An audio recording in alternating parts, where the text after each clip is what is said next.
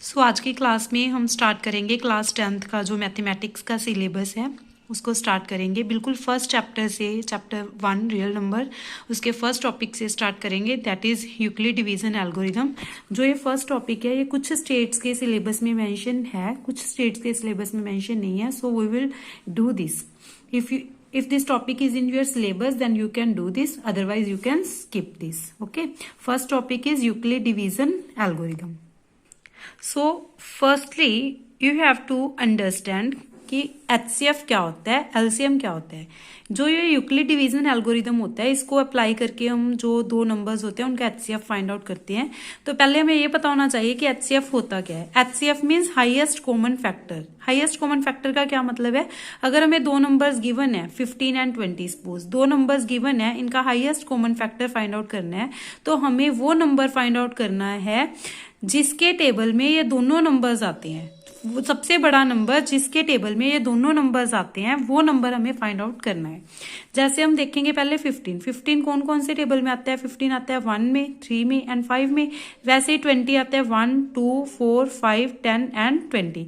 लेकिन सबसे बड़ा नंबर जिसके टेबल में ये दोनों नंबर्स आते हैं वो है 5। सो इन दोनों का HCF क्या हो गया, 5।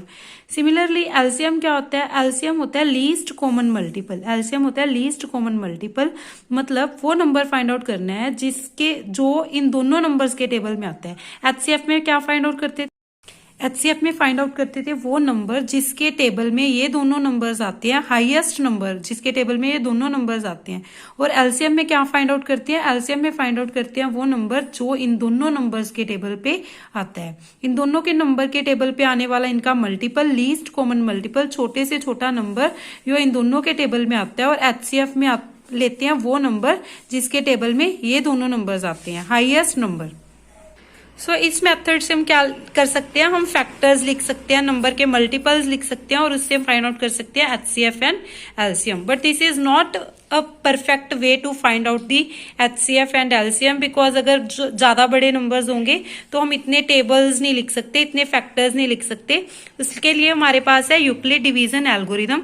सो यूक्लिड डिवीजन एल्गोरिदम को यूज करके हम फाइंड आउट करेंगे HCF। सो हम फाइंड आउट करेंगे HCF of 867 and 255 by using Euclid division algorithm. तो सबसे पहले हमें सिंपल क्या करना होता है, डिवाइड। जो बड़े वाला नंबर है उसको डिवाइड के अंदर रखते हैं, जो छोटे वाला नंबर है उसको बाहर, और इन नंबर्स को करते हैं डिवाइड। सो 255 के टेबल पे 867 तो आएगा नहीं, तो हम देखेंगे 867 से छोटे वाला कौन सा नंबर है जो 255 से मल्टीप्लाई करके को किसी नंबर से मल्टीप्लाई करके आता है। तो जब हम 255 को 3 से मल्टीप्लाई करेंगे तो हमारे पास आएगा 765। So we will take 765 because 867 तो आएगा नहीं, तो हम इनको करेंगे माइनस करके हमारे पास आएगा 102। आगे क्या करना है, जो ये 102 है इसको रखना है बाहर, और इसको डिवाइड, इसके साथ किसको डिवाइड करना है, जो ये वाला नंबर था 255। जो नंबर पहले बाहर था वो अब आएगा इसके अंदर, डिवाइड के अंदर, और जो इसका रिमाइंडर है उसके साथ इस नंबर को क्या करेंगे, डिवाइड। सो 102 के टेबल में, 102 के टेबल में 255 नहीं आएगा, तो हम इसको 2 से मल्टीप्लाई करेंगे तो हमारे पास आएगा 204। अब क्या करेंगे, जो इसका रिमाइंडर है 5 - 4 1, 5 - 0 5, इसके रिमाइंडर को रखेंगे बाहर, और जिस नंबर के साथ पहले यहां डिवाइड किया था 102 उसको रखेंगे डिवाइड के अंदर। तो 51 को 2 के साथ मल्टीप्लाई करेंगे, क्या आएगा 102। तो हमारे पास क्या आ गया, रिमाइंडर 0। तो जब रिमाइंडर 0 आए तब जिस नंबर के साथ हम डिवाइड कर रहे थे वो नंबर है इसका HCF। जब रिमाइंडर 0 आए तो उस टाइम पे जिस नंबर के साथ हमने डिवाइड किया वो नंबर होगा इसका HCF। So answer will be 51, HCF will be 51। Now how we have to write it, इसको लिखेंगे कैसे, 867 is equal to 255 multiply 3, 255 multiply 3 plus 102। जब इसको इसके साथ मल्टीप्लाई करेंगे और उसमें उसका रिमाइंडर जो बचा है 102 उसको ऐड करेंगे तो हमारे पास 867 ही बनेगा ना। जैसे कि मैं एक सिंपल सी एग्जांपल लेके बताती हूँ। जैसे 15 है, 15 को 2 के साथ डिवाइड करेंगे, 2 7 14, 1 रिमाइंडर। तो अगर हम 2 इंटू 7 करेंगे 14, 14 प्लस 1 करेंगे तो क्या आ जाएगा 15। तो जो ये डिविडेंड होता है वो किसके इक्वल होता है, quotient multiply by divisor, divisor multiply quotient plus remainder, इन दोनों को मल्टीप्लाई प्लस रिमाइंडर। तो हमने यही किया, इन दोनों को मल्टीप्लाई प्लस रिमाइंडर। सिमिलरली 255 को कैसे लिखेंगे, 255 को लिखेंगे 102 मल्टीप्लाई 2 प्लस 51। सिमिलरली 102 को कैसे लिखेंगे, 102 को लिखेंगे 51 मल्टीप्लाई 2 प्लस 0, बिकॉज रिमाइंडर क्या है 0। तो जब जिस रिमाइंडर 0 आए तब जिस नंबर के साथ डिवाइड किया था वो आ जाएगा इसका HCF। तो HCF क्या आ गया 51। So now here is one question for you, find HCF of 96 and 404 by Euclid division algorithm. इसी मेथड से यूक्लिड डिवीजन एल्गोरिथम से 96 एंड 404 का HCF फाइंड आउट करना है आपको, ठीक है। सो हमारे पास जो एक और क्वेश्चन है जिसमें स्टूडेंट्स को थोड़ी सी कंफ्यूजन रहती है, हमें फाइंड आउट करना है HCF 38220 का 196 के साथ। तो इन दोनों का HCF हमें फाइंड आउट करना है। सबसे पहले हम देखेंगे क्या 382 196 के टेबल में आता है। तो 392 जो 382 है वो 196 के टेबल में आता है या नहीं, ये चेक करेंगे। तो आता है 392 आता है, 196 को अगर 2 से मल्टीप्लाई करें तो क्या आएगा 392। सो 382 तो नहीं आएगा 196 के टेबल में, तो हम लिखेंगे 196 को 1 के साथ मल्टीप्लाई करके 196। अगर हम इनको सब्ट्रैक्ट करेंगे तो हमारे पास क्या आएगा, हमारे पास आएगा 186। तो नेक्स्ट स्टेप हमें क्या करना है, इसको बाहर रख के 196 को अंदर नहीं रखना, बिकॉज इस नंबर की अभी 2 डिजिट्स पेंडिंग है, इसको हमें कंप्लीटली डिवाइड करना है 196 के साथ। तो अभी हम क्या करेंगे, अभी हम 2 भी लेंगे साथ और देखेंगे 196 के टेबल में 1862 आता है या नहीं आता। तो अगर 196 को देखें हम तो ये 89 के आसपास आएगा, अगर आएगा तो हम इसको 9 के साथ मल्टीप्लाई करके देखते हैं। 64 तो आ गया, 9 के साथ मल्टीप्लाई करके आया 1764। अगर हम रिमाइंडर फाइंड आउट करते हैं तो क्या आएगा 890, तो हमारे पास आएगा 980, बिकॉज जो डिजिट 0 पड़ी थी उसको भी ले लिया। 196 को 5 के साथ मल्टीप्लाई करेंगे तो क्या आएगा 980। तो रिमाइंडर तो यही 0 आ गया।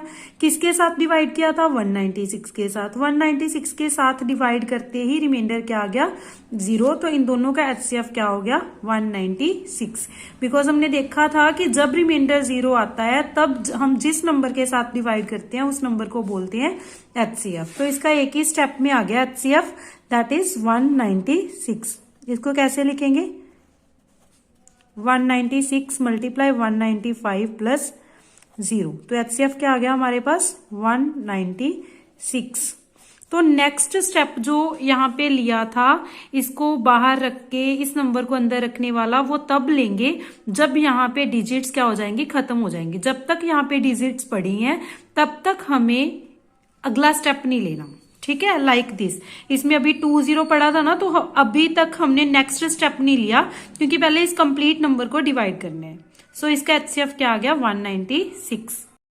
अरिथमेटिक के अकॉर्डिंग जो भी कंपोजिट नंबर होता है वो उसको हम रिप्रेजेंट कर सकते हैं प्राइम नंबर्स की प्रोडक्ट के साथ, और जो उसकी फैक्टराइजेशन होती है वो यूनिक होती है और उसका ऑर्डर चेंज हो सकता है प्राइम नंबर्स का। इसको हम एक एग्जांपल के साथ देखते हैं। वी हैव 15 को हम रिप्रेजेंट कर सकते हैं प्राइम नंबर्स की प्रोडक्ट में, that is 15 is equal to 3 into 5। This is fundamental theorem of arithmetic कि किसी भी कंपोजिट नंबर्स को प्राइम नंबर की प्रोडक्ट की फॉर्म में लिख सकते हैं अपार्ट फ्रॉम दी ऑर्डर, कि जो प्राइम फैक्टराइजेशन है ये यूनिक होगी। 15 है 3 इंटू 5 ही होगा, जैसे 2 इंटू 5 नहीं हो सकता, 3 इंटू 5 भी हो सकता है। इसके फैक्टराइजेशन में यही 2 फैक्टर्स जो होंगे हमेशा 3 और 5 यूनिक फैक्टराइजेशन होगी अपार्ट फ्रॉम दी ऑर्डर, मतलब ऑर्डर चेंज हो सकता है। हम 5 इंटू 3 भी लिख सकते हैं, 3 इंटू 5 भी लिख सकते हैं, लेकिन इसकी प्राइम फैक्टराइजेशन में ऑलवेज यही 2 नंबर्स रहेंगे 3 एंड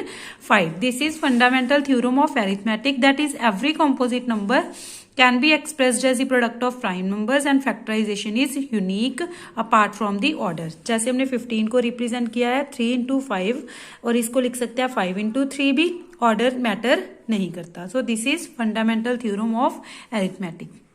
तो नेक्स्ट जो टॉपिक है उसमें हम फाइंड आउट करेंगे HCF and LCM by prime factorisation. Last topic में हमने एचसीएफ फाइंड आउट किया बट यूक्लिड डिवीजन एल्गोरिथम के साथ फाइंड आउट किया।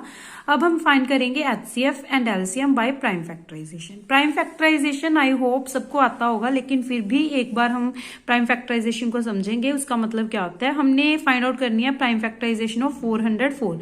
तो कैसे करेंगे, सबसे पहले देखेंगे कि 404 सबसे छोटा प्राइम नंबर कौन सा है जिसके टेबल में ये 404 आता है। तो सबसे पहले हम लेंगे 2 के साथ 404 को डिवाइड करेंगे, बहुत सिंपल है, 202 ही आएगा।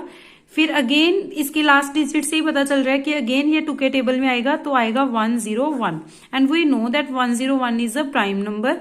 किसी के टेबल में नहीं आता ये, तो इसकी प्राइम फैक्टराइजेशन क्या हो गई, 2 multiply 2 multiply 101।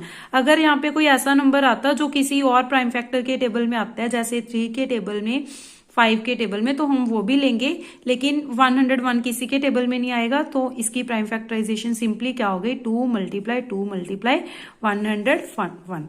Okay, now you can find the prime factorization of, find prime factorization of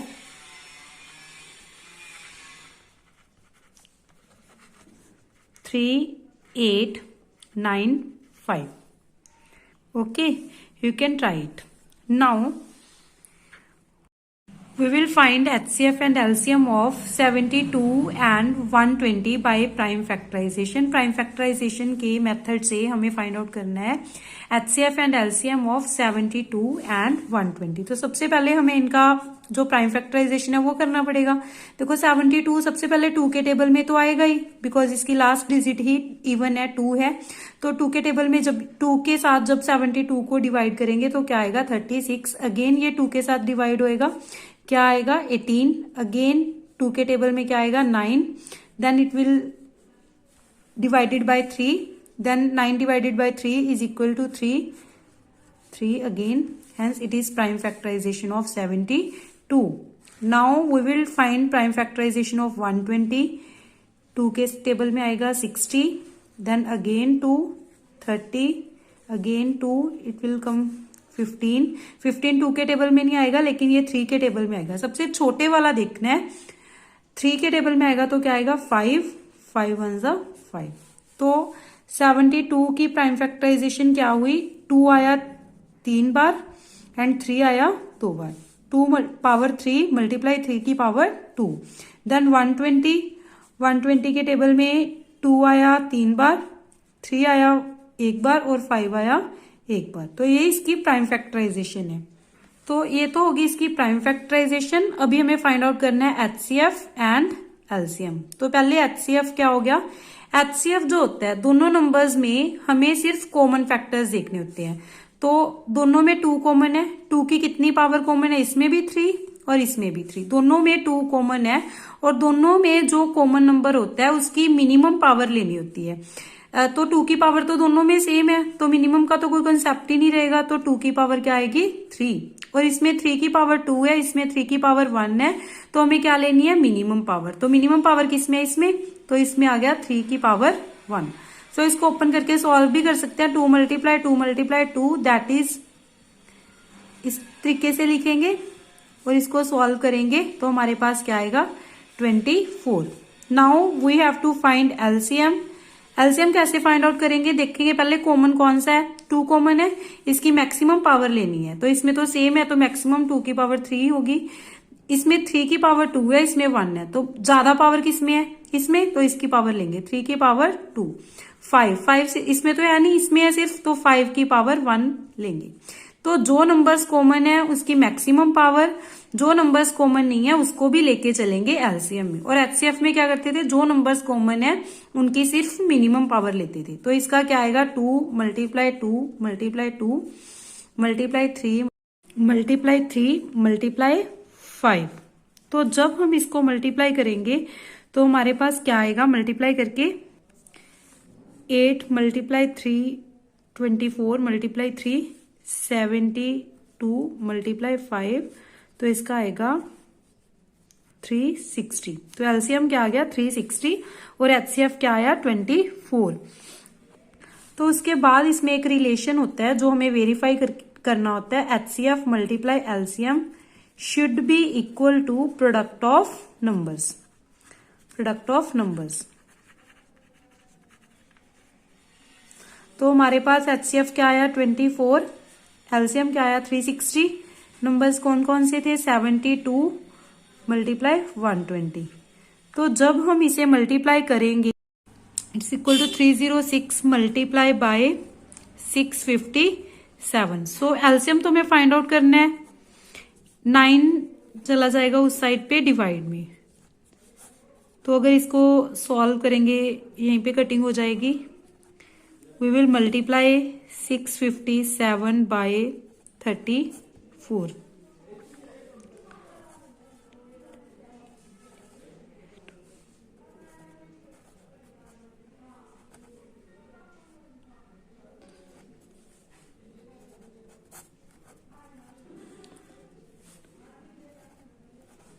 तो हमारे पास आएगा 22338 22,338 इसका एलसीएम आएगा।